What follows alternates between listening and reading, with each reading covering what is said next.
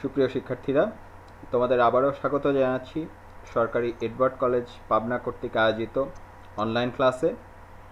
আজকে আমরা পদার্থবিজ্ঞান দ্বিতীয় পত্রের অষ্টম অধ্যায় অর্থাৎ আধুনিক পদার্থবিজ্ঞানের সূচনা সম্পর্কিত পঞ্চম ক্লাসটি করব। এর আগে তোমরা দেখে এসেছো বিশেষ আপেক্ষিক তত্ত্বের যে ফলাফল, সেই ফলাফলগুলোর মধ্যে আমাদের পাঠ্যক্রমে 4টি ফলাফল নিয়ে আলোচনা করা হয়েছে। তার মধ্যে প্রথম দুটি তোমরা গত 2 ক্লাসে পড়ে এসেছো। আজকে আমরা পড়ব ভরের আপেক্ষিকতা এবং ভর শক্তি সম্পর্ক। প্রিয় শিক্ষার্থীরা, ভরের আপেক্ষিকতা বলতে আমরা আসলে বুঝি যে কোনো একটি বস্তুর গতিশীল অবস্থার যে ভর তার নিশ্চল অবস্থার ভরের চেয়ে বেশি, এটি ভরের আপেক্ষিকতা। এটির গাণিতিক যে সম্পর্ক সেটি গাণিতিকভাবে বলা যায় যে m = m0 divided by √1 - v²/c²। এই গাণিতিক সম্পর্কটি আমরা এর আগে স্থানের আপেক্ষিকতা এবং সময়ের আপেক্ষিকতা অর্থাৎ কাল দীর্ঘায়ন এবং দৈর্ঘ্য সংকোচনের ক্ষেত্রে আমরা বিস্তারিত হিসাবটি দেখে এসেছি গত ক্লাসগুলিতে। এটির গাণিতিক হিসাব তোমাদের পাঠ্যপুস্তকে দেয়া আছে, যারা আগ্রহী তারা অবশ্যই এর বিস্তারিত হিসাবটি দেখে নেবে। আপাতত আমরা এই গাণিতিক সূত্রটি জেনে নিয়ে পরবর্তী অংশে এগিয়ে যাব। এখানে তোমরা আগের মতোই দেখতে পাচ্ছ যে √1 - v²/c² এই অংশটি যেহেতু 1 এর চেয়ে ছোট হবে, কারণ v c এর চেয়ে ছোট, সে কারণে অবশ্যই m এর মান m0 এর চেয়ে বড় হতে হবে, অর্থাৎ গতিশীল ভরকে অবশ্যই নিশ্চল ভরের চেয়ে বড় হতে হবে। এখন এই সমীকরণ থেকে তোমরা এটিও টের পাচ্ছ যে বস্তুর বেগ যদি বৃদ্ধি পায় সেক্ষেত্রে তার ভরটি আসলে বৃদ্ধি পেতে থাকবে, কারণ এখানে v যত বাড়বে তার এই অংশটির মানও তত কমতে থাকবে, এবং যত ছোট সংখ্যা দিয়ে তুমি একটি সংখ্যাকে ভাগ করবে সেটি তত বৃদ্ধি পাবে। এবং কখনো যদি v এর মান ঠিক c হয়ে যায় সেক্ষেত্রে আসলে এখানে একটি ভগ্নাংশের হরের শূন্য এসে যাওয়ার সম্ভাবনা থাকে, যেটি সম্ভব নয়। এখানে আমরা যদি গ্রাফের মাধ্যমে দেখি, এই লেখচিত্রে আমরা দেখতে পাচ্ছি যে ভর বস্তুর বেগ বৃদ্ধির সাথে সাথে কীভাবে ভর বৃদ্ধি পেতে থাকে। এখানে দেখো, এখানে x অক্ষে আমরা যেটি স্থাপন করেছি সেটি হচ্ছে বস্তুর বেগ। এই যে এই দাগটি নির্দেশ করছে 1 × 10⁸ মিটার/সেকেন্ড, এই দাগটি নির্দেশ করছে 2 × 10⁸ মিটার/সেকেন্ড, এবং এই দাগটি বিশেষভাবে এটি হচ্ছে 3 × 10⁸ মিটার/সেকেন্ড, অর্থাৎ আলোর বেগের সমান মান। দেখো গ্রাফটি যেভাবে উঠে গিয়েছে, এর y অক্ষে আমরা নিয়েছি m এবং m0 এর যে অনুপাত, অর্থাৎ m যত বাড়বে m এবং m0 এর অনুপাতও ততই বাড়তে থাকবে। আমরা যখন বেগ একদম শূন্য ছিল তখন m এবং m0 এর মান যেহেতু একই, সে কারণে এটি শুরু হচ্ছে 1 থেকে, এবং এটি যতই বেগটি যত বাড়তে থেকেছে তত এই অনুপাতটি আস্তে আস্তে অসীমের দিকে ধাবিত হচ্ছে। অর্থাৎ এখান থেকে আমরা আরেকটি সিদ্ধান্তে আসতে পারি যে ভরযুক্ত কোনো বস্তুকে আসলে আলোর বেগে গতিশীল করা সম্ভব নয়, কারণ আলোর বেগে গতিশীল করতে গেলে এর ভরটি হয়ে যাবে অসীম, যেটি কার্যত সম্ভব নয়। এখন এখানে মনে রাখতে হবে যে ভরের ধারণার ব্যাপারে তোমাদের অনেকেরই একটি ভুল ধারণা আছে। আমি যখন তোমাদের ক্লাসরুমে পদার্থবিজ্ঞানের প্রথম ক্লাসটি নিয়েছিলাম তখন তোমাদের একবার মনে করিয়ে দিয়েছিলাম যে পদার্থবিজ্ঞানে ভর বলতে আমরা কিন্তু পদার্থের পরিমাণকে বুঝি না। যদিও দৈনন্দিন জীবনে অবশ্যই আমরা ভর শব্দটি এমন অর্থে ব্যবহার করতে অভ্যস্ত, যেমন আমরা বাজার হাটে গেলে সাধারণত কেজি এককে বা গ্রাম এককে বিভিন্ন জিনিস, বিভিন্ন বস্তু, চাল ইত্যাদি কিনে থাকি, এবং সেটি দ্বারা আমরা সাধারণত চালের পরিমাণ বুঝতে অভ্যস্ত। কিন্তু মনে রাখতে হবে পদার্থবিজ্ঞানের পরিভাষায় ভর বলতে কিন্তু পদার্থের পরিমাণকে বোঝায় না। ভর অর্থ হচ্ছে কোনো একটি বস্তুর জড়তার পরিমাপ। এটি আসলে আমরা নিউটনের গতিসূত্র থেকে পেয়ে থাকি। অর্থাৎ এখানে আমরা ভর বৃদ্ধি বলতে আসলে বোঝাবো যে এর অর্থ কিন্তু এই নয় যে এখানে হচ্ছে বস্তুটি আস্তে আস্তে তার আকৃতি বৃদ্ধি করবে বা তার পরিমাণ বৃদ্ধি করবে। একই পরিমাণ বস্তুই থাকবে, কিন্তু তার গতি যত বৃদ্ধি পাবে তত তার জড়তার পরিমাপটি বৃদ্ধি পাবে। অর্থাৎ বেগ বৃদ্ধির সাথে সাথে একটি বস্তুর, অর্থাৎ ভরযুক্ত একটি বস্তুর বাধা দেওয়ার যে ক্ষমতা, জড়তার যে পরিমাপ, সেই জড়তার পরিমাপটি গতির সাথে সাথে বৃদ্ধি পেতে থাকবে। এটি ভরের আপেক্ষিকতা। প্রিয় শিক্ষার্থীরা, ভর শক্তি সমীকরণ হচ্ছে বিজ্ঞানী আলবার্ট আইনস্টাইনের একটি বিখ্যাত সমীকরণ। এটি অনুসারে ভরকে সরাসরি শক্তিতে রূপান্তরিত করা যায় গাণিতিকভাবে এবং ব্যবহারিকভাবে, উভয়ভাবেই। এই সমীকরণটি আমার ধারণা তোমরা এর আগে বহুবার বহু স্থানে দেখে এসেছো। সম্ভবত পদার্থবিজ্ঞানের সবচেয়ে বিখ্যাত সমীকরণগুলোর মধ্যে এটি একটি, যেটি হচ্ছে E=mc²।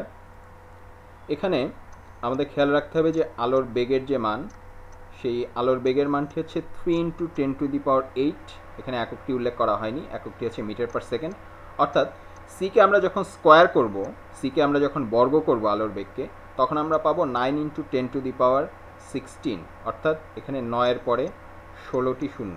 এটি একটি ভয়াবহ বিশাল আকৃতির সংখ্যা, বিশাল আকৃতির পরিমাপ।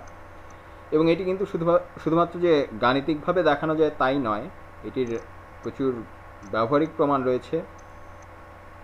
এখানে আমরা যদি এই সমতুল্য শক্তিটি, অর্থাৎ এখানে দেখতে পাচ্ছি আমরা c² যখন ভর দ্বারা গুণ করব, অর্থাৎ আমরা যদি ভরের এর বদলে 1 কেজি ভরকে শক্তিতে রূপান্তর করতে পারি, আমরা এই 9 × 10⁻16 এই পুরো পরিমাণটি পাবো শক্তি হিসাবে জুল এককে।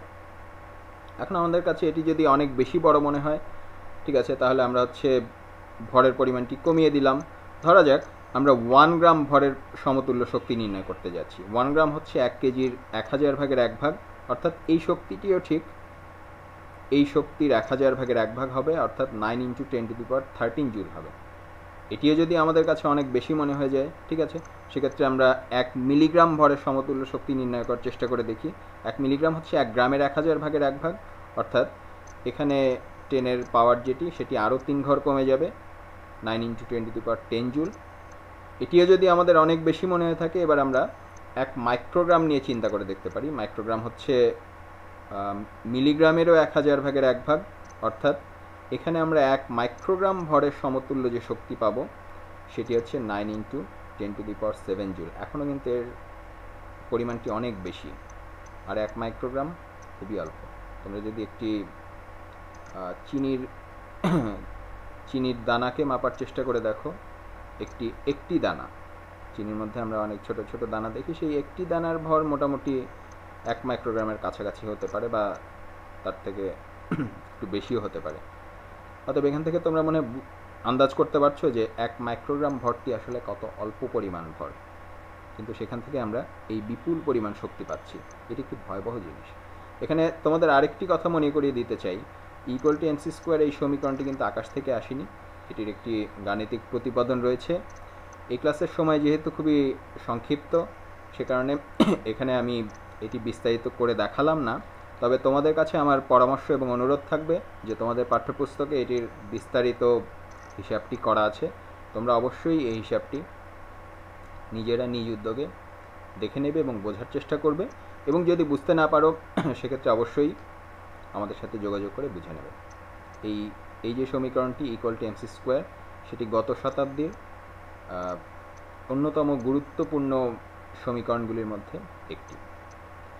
এখানে আমরা যদি তুলনা করতে যাই, এখানে আমরা আরেকটি তথ্য দেখতে পাচ্ছি স্ক্রিনে, যে 1 কেজি পেট্রোল, অর্থাৎ আমরা হচ্ছে মোটরসাইকেলে কিংবা গাড়িতে কিংবা জেনারেটরে যেই জ্বালানিটি ব্যবহার করি এবং সেটি থেকে দহনে আমরা যেই শক্তিটি পাই, 1 কেজি পেট্রোলকে যদি আমরা পুরোপুরি দহনের মাধ্যমে, অর্থাৎ পুড়িয়ে যদি শক্তি পেতাম, সর্বোচ্চ শক্তিটি হতো 4.5 × 10⁻7 জুল।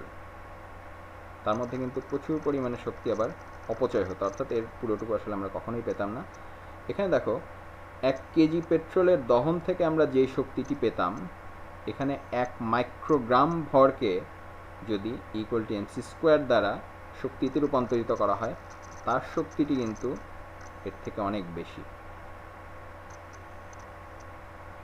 এর প্রমাণ টের পেয়েছিল দ্বিতীয় বিশ্বযুদ্ধের সময় জাপানি দুটি শহর।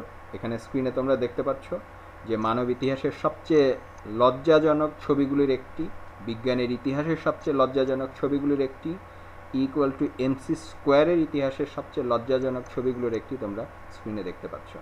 আমরা নিজেদেরকে যতই সৃষ্টির সেরা জীব বলে দাবি করি না কেন, এইরকম কিছু ঘটনার কারণে আমরা আসলে অত্যন্ত নৃশংস একটি জীব, অত্যন্ত নৃশংস একটি প্রাণী। এখানে ছবিতে তোমরা দেখতে পাচ্ছ যে ইকুয়াল টু এমসি স্কোয়ারের ব্যবহারিক প্রয়োগ যেখানে হয়েছিল, অর্থাৎ পারমাণবিক বোমা। এই পারমাণবিক বোমাটি ফেলা হয়েছিল জাপানের একটি শহর নাগাসাকিতে, এবং ধ্বংসযজ্ঞটি মনে হয় ছবি দেখে আন্দাজ করা যাচ্ছে।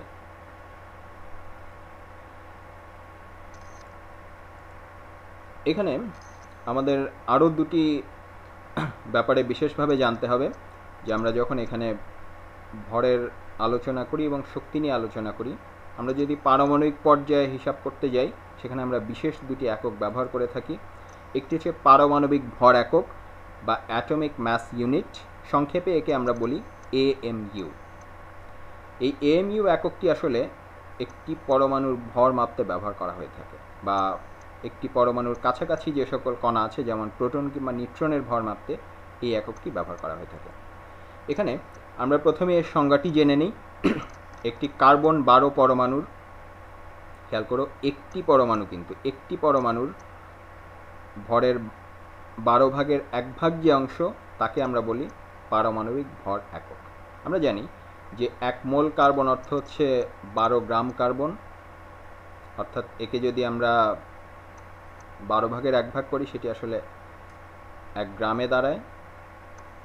অর্থাৎ 1 গ্রাম কার্বন পরমাণুর মধ্যে সেখানে আছে হচ্ছে অ্যাভোগাড্রো সংখ্যক পরমাণু।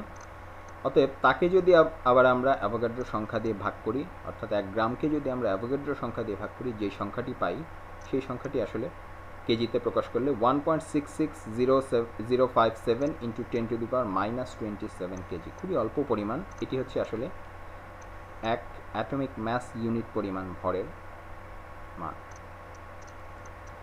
এই 1 AMU ভরকে আমরা যদি শক্তিতে রূপান্তরিত করি, অর্থাৎ ইকুয়াল টু এমসি স্কোয়ার দ্বারা যদি একে রূপান্তর করি, সেক্ষেত্রে আমরা যেই শক্তিটি পাবো সেই শক্তির পরিমাণ হচ্ছে 14.924 ইন্টু 10⁻⁻11 জুল। এটি হচ্ছে 1 অ্যাটমিক ম্যাস ইউনিট পরিমাণ ভরের সমতুল্য শক্তি।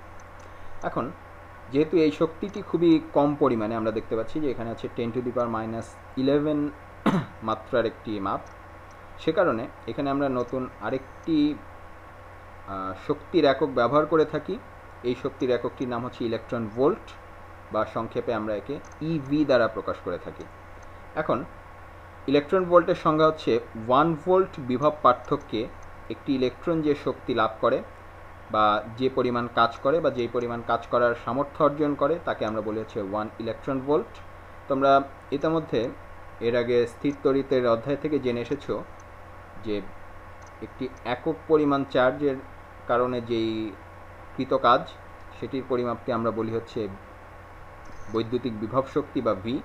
অর্থাৎ আমরা যদি চার্জের পরিমাণ দ্বারা ভিকে গুণ করি, অর্থাৎ চার্জের পরিমাণ দ্বারা ভোল্টেজকে গুণ করি বা বিভব পার্থক্যকে গুণ করি, আমরা মোট কাজের পরিমাণ পাই। অর্থাৎ কিউ এর মান যদি এখানে একটি ইলেকট্রন হয়ে থাকে, অর্থাৎ একটি ইলেকট্রনের চার্জের সমান হয়ে থাকে, সেক্ষেত্রে 1 ইলেকট্রন ভোল্ট মানে আসলে 1 ভোল্ট বিভব পার্থক্যে যেই পরিমাণ কাজ সম্পাদিত হবে বা যে পরিমাণ শক্তি অর্জন করা যাবে, সেটি হচ্ছে আসলে ইলেকট্রনের ঠিক চার্জের সমান মান। অর্থাৎ 1 ইলেকট্রন ভোল্ট অর্থ হচ্ছে 1.6 ইন্টু 10⁻⁻19 জুল। এখন 10⁻⁻19 যেহেতু বেশি ছোট, আমরা অনেক সময় ব্যবহারিক ক্ষেত্রে মেগা ইলেকট্রন ভোল্ট ব্যবহার করি। মেগা একটি গুণক, যেটি হচ্ছে 10⁻6 বোঝায়। অর্থাৎ 1 মেগা ইলেকট্রন ভোল্ট মানে আসলে 1.6 ইন্টু 10⁻⁻13 জুল। তাহলে প্রিয় শিক্ষার্থীরা, আমরা যদি 1 AMU ভরের সমতুল্য শক্তি এই মেগা ইলেকট্রন ভোল্ট এককে হিসাব করতে যাই, আমরা যে মানটি পাই সেটি হচ্ছে 931.5 মেগা ইলেকট্রন ভোল্ট। ঠিক আছে, এই তথ্যটি কখনো কখনো আমাদের অঙ্ককে সহজ করে দিতে পারে, আর নইলে এটি যে কোনো সময় হিসাব করে বের করে নেওয়া সম্ভব। প্রিয় শিক্ষার্থীরা, এবার আসো আমরা ভরের আপেক্ষিকতা সংক্রান্ত কিছু গাণিতিক সমস্যার সমাধান তোমাদের দেখাবো। প্রথম সমস্যাটি তোমরা স্ক্রিনে দেখতে পাচ্ছ। এখানে দেখা যাচ্ছে 1.5 ইন্টু 10⁸ মিটার পার সেকেন্ড বেগে গতিশীল একটি ইলেকট্রনের ভর কত হবে, এটি তোমাদের প্রশ্ন। যেখানে একটি তথ্য দেওয়া আছে যে ইলেকট্রনের যে নিশ্চল ভর অর্থাৎ স্থির অবস্থায় ইলেকট্রনের যে ভর সেটি হচ্ছে 9.1 ইন্টু 10⁻13 কেজি। এখন আমরা যথারীতি আমরা কি জানি সেটি লিখে ফেলবো, অর্থাৎ আমরা ভরের আপেক্ষিকতার যে সূত্র সেটি লিখে ফেলবো, m সমান m not divided by √1 - v²/c²। এরপরে আমরা তালিকা করে ফেলবো যে এখানে কি দেয়া আছে অঙ্কে আমরা প্রথমেই দেখতে পাচ্ছি যে এখানে ইলেকট্রনের নিশ্চল ভর এটির মান দেয়া আছে, অর্থাৎ নিশ্চল ভর m নটের মান হচ্ছে 9.1 ইন্টু 10⁻31 কেজি। এরপরে আমরা এটিও দেখতে পাচ্ছি যে অঙ্কের শুরুতেই দেওয়া আছে 1.5 ইন্টু 10⁸ মিটার পার সেকেন্ড বেগে ইলেকট্রনটি গতিশীল, অর্থাৎ এটি হচ্ছে আপেক্ষিক দ্রুতি ভি এর মান। আলোর দ্রুতি সি, এটি এর মানটি আমরা আগেই জানি। আর এখানে যেটি প্রশ্নে চাওয়া হয়েছে অর্থাৎ যেটি নির্ণয় করতে বলা হয়েছে সেটি আসলে ইলেকট্রনের গতিশীল ভর। এখন এখানে সূত্রে আমরা m নটের বদলে বসিয়ে দেব m নটের মান, অর্থাৎ 9.8 ইন্টু 10⁻31। এখানে ভি এর বদলে আমরা বসিয়ে দেব ভি এর মান, অর্থাৎ 1.5 ইন্টু 10⁸। সি এর বদলে আমরা বসিয়ে দেব সি এর মান, যেটি 3 ইন্টু 10⁸। এবং হিসাব করলে আমরা যে সময়টি পাচ্ছি, দুঃখিত এখানে একটি সম্ভবত ভুল হয়ে গিয়েছে, এখানে টি এর বদলে আসলে এম হবে। এখানে ভরটি হচ্ছে m সমান 10.5 ইন্টু 10⁻31 কেজি। তাহলে আমরা উত্তরটি লিখে ফেলতে পারি। এখানে আমাদের উত্তরটি হচ্ছে 10.5 ইন্টু 10⁻31 কেজি। এটি হচ্ছে আমাদের ইলেকট্রনের গতিশীল ভর। প্রিয় শিক্ষার্থীরা, আমরা ভরশক্তি সমীকরণ সংক্রান্ত একটি গাণিতিক সমস্যার সমাধান করার চেষ্টা করি। এখানে স্ক্রিনে তোমরা প্রশ্নটি দেখতে পাচ্ছ যে একটি নিউট্রনের ভর 1.674 ইন্টু 10⁻27 কেজি হলে এর সমতুল্য শক্তি নির্ণয় করো।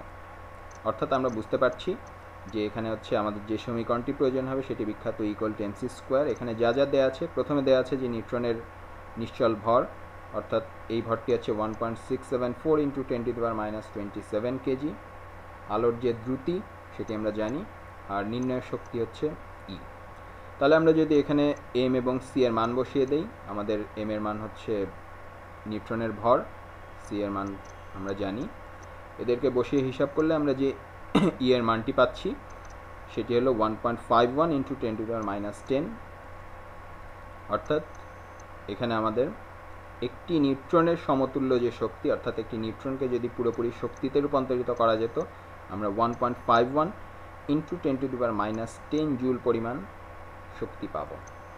প্রিয় শিক্ষার্থীরা, এর আগের দুটি ক্লাসে তোমাদের দুটি বাড়ির কাজ দেওয়া হয়েছে।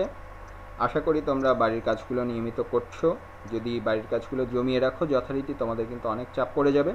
সেখানে তোমাদের কাছে আমার অনুরোধ থাকবে যে যখন যে ক্লাসটি তোমরা দেখার সুযোগ পাবে তখনই সেই সংশ্লিষ্ট অংশটুকু তোমরা বই দেখে আরও ভালোভাবে পড়ে নেবে এবং যেই বাড়ির কাজটি দেওয়া হচ্ছে অবশ্যই সেটি মনোযোগ দিয়ে করবে। সেক্ষেত্রে সাথে সাথে তোমাদের যেই প্রস্তুতিটি সেটি হয়ে যাবে। আপেক্ষিক ভর সংক্রান্ত বাড়ির কাজের প্রথমেই আমরা উদ্দীপকটি দেখে নিই। উদ্দীপক এখানে বলা হচ্ছে, পাবনার রূপপুরে স্থাপিত পারমাণবিক বিদ্যুৎ কেন্দ্রটি চালু হলে এতে প্রতিদিন 2304 মিলিগ্রাম ইউরেনিয়ামকে সম্পূর্ণভাবে বিদ্যুৎ শক্তিতে পরিণত করা হবে বলে আশা করা হয়। এখন কেন্দ্রের নবীন কর্মকর্তাদের প্রশিক্ষণ প্রদানকালে পদার্থবিজ্ঞানের অধ্যাপক ডক্টর খোরশেদ আহমেদ কবির বলেন, পর্যাপ্ত বেগে গতিশীল একটি ইলেকট্রনের ভর একটি নিশ্চল প্রোটনের ভরের চেয়ে বেশি হতে পারে। শ্রোতারা এই বক্তব্য শুনে খুবই অবাক হলো এবং এই বিষয়ের প্রেক্ষিতে অধ্যাপক কবির গাণিতিকভাবে তার বক্তব্যের ব্যাখ্যা দিলেন। এখানে উদ্দীপকে আরও দুটি তথ্য দেওয়া আছে, তোমরা অবশ্যই উদ্দীপক মনোযোগ দিয়ে পড়বে, কারণ উদ্দীপকের শেষে অনেক সময় এমন তথ্য দেওয়া থাকে। এখানে দেওয়া আছে যে ইলেকট্রনের নিশ্চল ভর কত এবং প্রোটনের নিশ্চল ভর কত। এখানে দেখো, তোমাদের প্রথম প্রশ্নটি হচ্ছে, ক নং প্রশ্ন হচ্ছে পারমাণবিক ভর একক বলতে কি বোঝায়। তোমাদের দ্বিতীয় প্রশ্নটি হচ্ছে খ নং প্রশ্ন, এখানে বলা হচ্ছে ভরযুক্ত বস্তু আলোর বেগে গতিশীল হতে পারে না, এই উক্তিটি থেকে তোমরা কি বোঝো। তৃতীয় প্রশ্নটি গ নং প্রশ্ন, এখানে বলা হয়েছে যে রূপপুর পারমাণবিক বিদ্যুৎ কেন্দ্র যখন চালু হবে তখন প্রতিদিন কি পরিমাণ শক্তি উৎপন্ন হবে। আর সর্বশেষ প্রশ্ন ঘ নং প্রশ্নটি বলছে, অধ্যাপক কবির একটি ব্যাখ্যা দিয়েছিলেন, উদ্দীপকে আমরা দেখতে পাচ্ছি, সেই অধ্যাপক কবির সম্ভাব্য কী ব্যাখ্যা দিয়েছিলেন সেই ব্যাখ্যাটি তোমরা গাণিতিক বিশ্লেষণ সহ আলোচনা করবে। প্রিয় শিক্ষার্থীরা, তোমাদের আজকের ক্লাস এই পর্যন্তই। আমাদের যেই অধ্যায়টি নিয়ে আলোচনা চলছিল সেই অধ্যায়টি অর্থাৎ অষ্টম অধ্যায়ের শিরোনাম হচ্ছে আধুনিক পদার্থবিজ্ঞানের সূচনা। এই অধ্যায়ে আমরা আগেই বলেছি যে এই অধ্যায়ে অনেকগুলো আলাদা আলাদা ক্ষুদ্র ক্ষুদ্র অংশ আছে। তার প্রথম এবং সর্ববৃহৎ অংশটি ছিল আইনস্টাইনের বিখ্যাত আপেক্ষিক তত্ত্ব সংক্রান্ত। তোমাদের এই পঞ্চম ক্লাসের মাধ্যমে আপেক্ষিক তত্ত্ব সংক্রান্ত অংশটি শেষ হলো। পরবর্তী ক্লাসে, যেটি ঈদের পরে কোনো এক সময় অনুষ্ঠিত হবে, পরবর্তী ক্লাসে আমরা আপেক্ষিক তত্ত্ব পরবর্তী যে অংশগুলো আছে সেখানে প্ল্যাঙ্কের কোয়ান্টাম তত্ত্ব আছে, হাইজেনবার্গের তত্ত্ব আছে, সেখানে আমাদের ফটোতড়িৎ ক্রিয়া আছে, এসব আরও বিভিন্ন তত্ত্বের উল্লেখ এই অধ্যায়ে আছে। সেগুলো নিয়ে পর্যায়ক্রমে আমরা আলাপ আলোচনা করব। ততক্ষণ সবাই সুস্থ থাকো, ভালো থাকো, নিরাপদ থাকো। আমাদের আজকের এই অনলাইন ক্লাসটি এই পর্যন্তই। তোমাদের সবাইকে বিদায় জানাচ্ছি।